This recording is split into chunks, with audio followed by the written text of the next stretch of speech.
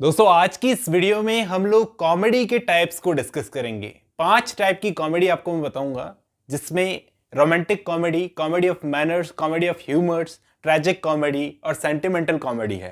दोस्तों बड़ी कमाल की वीडियो होने वाली है। मैं एक एक करके ढंग से समझाने की कोशिश करूंगा। चलिए शुरू करते हैं, मिलता हूं इस वीडियो के एंड में। दोस्तों आज की इस वीडियो में मैं आपको समझाऊंगा कि कॉमेडी क्या होती है और इसके मेन टाइप्स के बारे में समझाऊंगा। कॉमेडी एक टाइप का लिटरेरी जनरा होता है जिसके अंदर सटायरिकल टोन का यूज़ किया जाता है और मोस्टली इसकी एंडिंग जो होती है वो अच्छी ही होती है, मतलब ट्रैजिक एंडिंग नहीं होती। इसके अंदर क्या होता है, मेन कैरेक्टर को ट्रबल्स में डालकर यानी प्रॉब्लम्स में डालकर कुछ कॉमिक इफेक्ट्स पैदा किए जाते हैं और एक सक्सेसफुल कंक्लूजन तक ले जाया जाता है। कॉमेडी का प्राइम फोकस होता है ऑडियंस को मजा देना। तो ये एक डेफिनेशन थी कॉमेडी की। अब मैं कुछ टाइप्स बताता हूँ। अब मैं आपको 5 इंपॉर्टेंट मेन टाइप्स बताता हूँ कॉमेडी के। सबसे पहले romantic comedy, comedy of humours, comedy of manners, sentimental comedy और ट्रैजिक कॉमेडी। अब एक एक करके मैं आपको पांचों को समझाने की कोशिश करता हूँ। सबसे पहले रोमांटिक कॉमेडी। इसका नाम सुन करके ही हमको पता चलता है कि इसके अंदर एक लव स्टोरी होती है, थीम ऑफ लव, जो एक हैप्पी एंडिंग तक जाती है। जैसे इंग्लैंड के एक फेमस ड्रामेटिस्ट थे विलियम शेक्सपियर, और उनके बहुत सारे कंटेम्प्रेरी राइटर्स जिन्होंने बहुत सारी रोमांटिक कॉमेडीज लिखी है, जिन कॉमेडीज में आप देखना लव की थीम थी और ये दिखाने की कोशिश की गई है कि सच्चा प्यार जो होता है वो कभी भी स्मूथली नहीं चलता, बल्कि बहुत सारे डिफिकल्टीज को फेस करता हुआ एंड में हैप्पी यूनियन होती है हीरो और हीरोइन की। शेक्सपियर का एक फेमस ड्रामा है मर्चेंट ऑफ वेनिस, ये आपने जरूर पढ़ा होगा। ये एक फेमस रोमांटिक कॉमेडी है। नेक्स्ट जो हमारा टाइप है वो है कॉमेडी ऑफ ह्यूमर्स।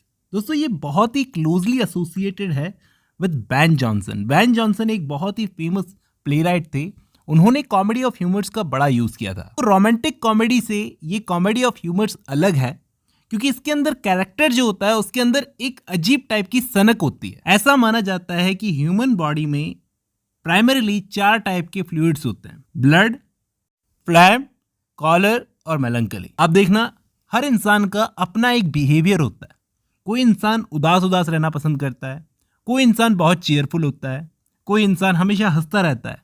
तो ये 4 क्वालिटीज होती है इंसान के अंदर। तो बैन जॉनसन की जो कॉमेडीज थी उनके अंदर हर कैरेक्टर का अपना एक स्वभाव होता था। उसी के हिसाब से जो कॉमेडी की जाती थी उसी को कहा जाता था कॉमेडी ऑफ ह्यूमर्स। उम्मीद करता हूं आपको कॉमेडी ऑफ ह्यूमर्स समझ में आई होगी। तो every man in his humour और every man out of his humour, ये दोनों फेमस कॉमेडीज है। कॉमेडी ऑफ ह्यूमर का अच्छा एग्जाम्पल है।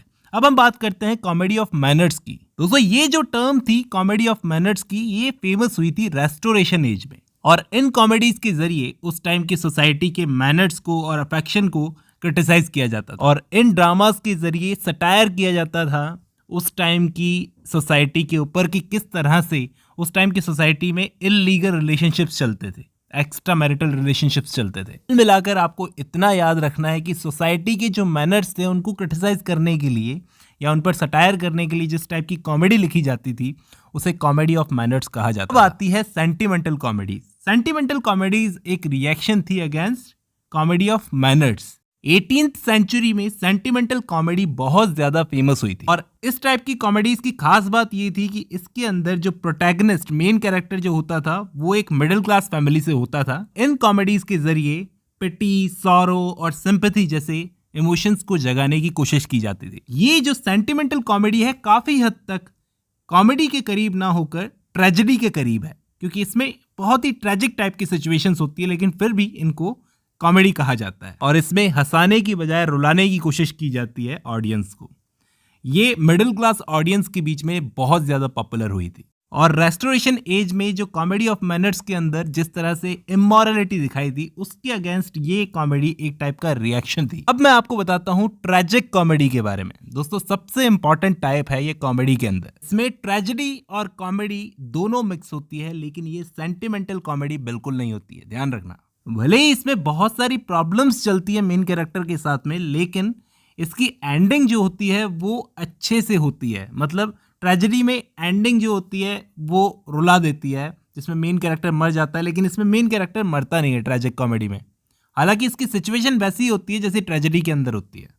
बीच बीच में जोक्स भी होते हैं इसके अंदर। जैसे कि आप शेक्सपियर का एक फेमस प्ले देखो टेम्पेस्ट, ये ट्रेजिक कॉमेडी का बहुत ही अच्छा एग्जाम्पल है।